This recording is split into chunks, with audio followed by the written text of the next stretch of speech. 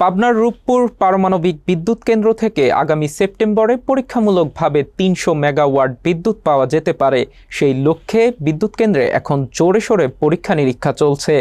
সব প্রক্রিয়া ঠিকঠাক থাকলে আগামী কয়েক মাসের মধ্যে প্রথম ইউনিটটি পূর্ণ ক্ষমতায় বিদ্যুৎ উৎপাদনে যেতে পারবে। দেশের গ্যাস ভিত্তিক বিদ্যুৎ উৎপাদনে চলমান সংকটের কারণে গ্রাহক পর্যায়ে লোডশেডিং বাড়ছে। এমন পরিস্থিতিতে বিকল্প বিদ্যুৎ উৎস হিসেবে এই পারমাণবিক কেন্দ্রটির দিকে তাকিয়ে রয়েছে পুরো দেশ। জানা গেছে, কেন্দ্রটির প্রথম ইউনিটের চুল্লিতে এরই মধ্যে ইউরেনিয়াম জ্বালানি লোড করা হয়েছে। 2 ধাপে সফলভাবে সম্পন্ন হয়েছে শতাধিক পরীক্ষা। শেষ মুহূর্তের জটিল ও সংবেদনশীল পরীক্ষাগুলো পর্যায়ক্রমে সম্পন্ন করা হচ্ছে। প্রতিটি ধাপ বিস্তারিতভাবে যাচাই শেষে অনুমোদন দিচ্ছে বাংলাদেশ পরমাণু শক্তি নিয়ন্ত্রণ কর্তৃপক্ষ।